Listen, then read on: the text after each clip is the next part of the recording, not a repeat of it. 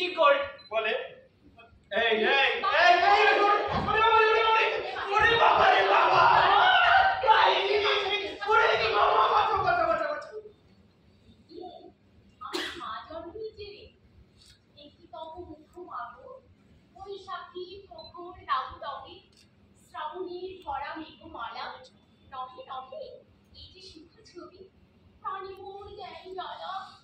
সোনালি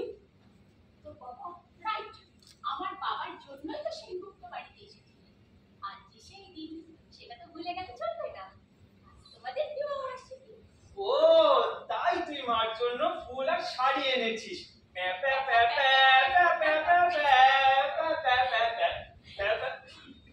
এই জন্যই ছোটবেলা থেকে বলতাম সোনালি গোয়েন্দা নন্দনা একদম একদম কি বা ঠিক বললাম কি না না না এবার শাড়িটা চেঞ্জ করেছি সোনালি আর বাবা জানি তো মা তুমি বাবার বেটার হবে বাবার জন্য তো তোমার মনটা কেমন করবে তবে তুমি একদম চিন্তা করো না মা ওই সদানন্দ তো তোমার পাশে একবার ফিট করে দিও না না মা তাড়াতাড়ি চেঞ্জ করে শুধু জামা এসে পড়লো বলে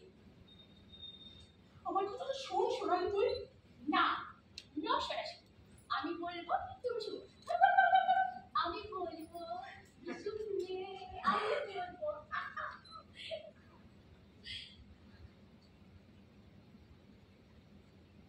হ্যাঁ আজ এই রাত্রেবেলা বাড়ি আসতে গিয়ে যদি ৩-৪ জন ছেলে তোর দিদিকে ঘিরে রেপ করতো দিদি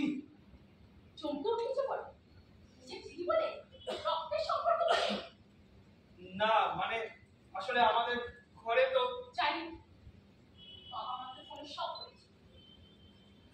কি রে ছেলে হয়ে জন্মেছে শুধু ভোগ করার জন্য বাবার সাপোর্ট দিতে পারিস না তোর তো উচিত ছিল বাবার পাশে দাঁড়ানো চিনি না জানি না একটা ধর্ষিতা মেয়ে তার উপর ব্যাপারটা নিয়ে এমন ভাবে রিয়াক্ট করলো আমার মাথা ঠিক ছিল না আমার ভাবতে লজ্জা করছে তুই আমার ভাই ছি হাই ছি সেই ছোটবেলা থেকে বাবা আমাদের অন্যায়ের বিরুদ্ধে লড়াই করতে শিখিয়েছে সেখানে তুই দেখ দিদি আসলে মা এমন ভাবে ইনসিস্ট করলো যে বাবা বাবা বাহ বাহ বাহ চমৎকার চমৎকার ও বুদ্ধি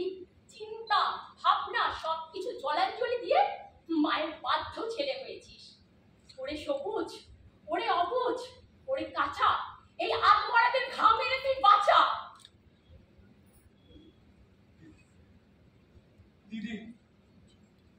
দিদি আমি ভুল করেছি বিশ্বাস করুন আমি সেইভাবে করিনি মানছিস মানছি দে তাহলে এবারে তোর মরা গানে পানি সেচে জয় মা বলে ভাষা ধরি ওরে মাঝি কোথায় মাঝি প্রাণপণে ভাই ডাক দে আজি মা মা তুমি এখনো চেঞ্জ করোনি আমি বাড়ি দাঁড়িয়ে সব শুনেছি কি বলতে চাস তুই বলতে চাই না মা তবে ভাবতে লজ্জা করছে তুমি একজন সমাজকর্মী তুমি নারী সর্বোপরি তুমি মা মা গো তুমি তো বলতে লজ্জায় নারী ভূষণ তুমি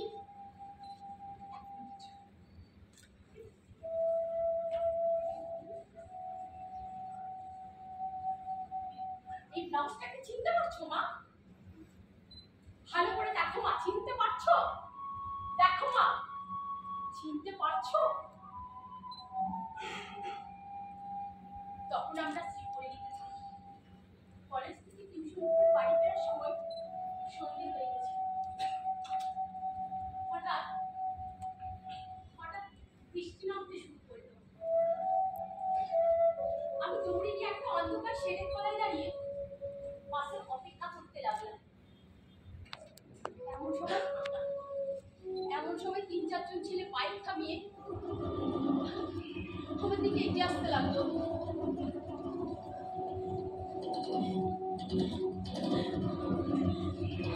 আমার সাথে ওরা অসভ্যতামি করতে লাগলো আমার শরীর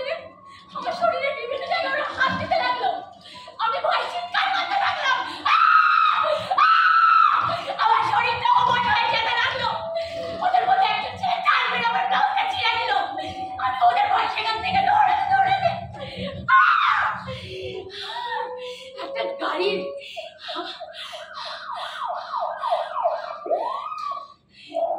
গাড়ির তীব্র আলো আমার চোখে এসে পড়ল।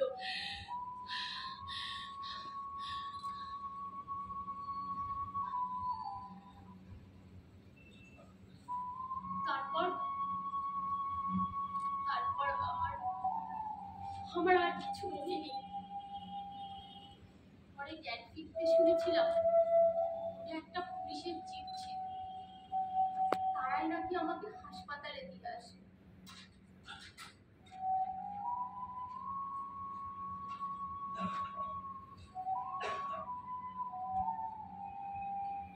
ওই সেই ব্লাউজ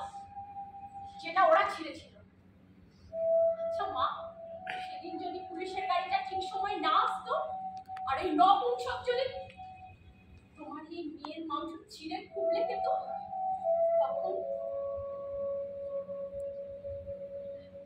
তখন লজ্জা খেতে বাবা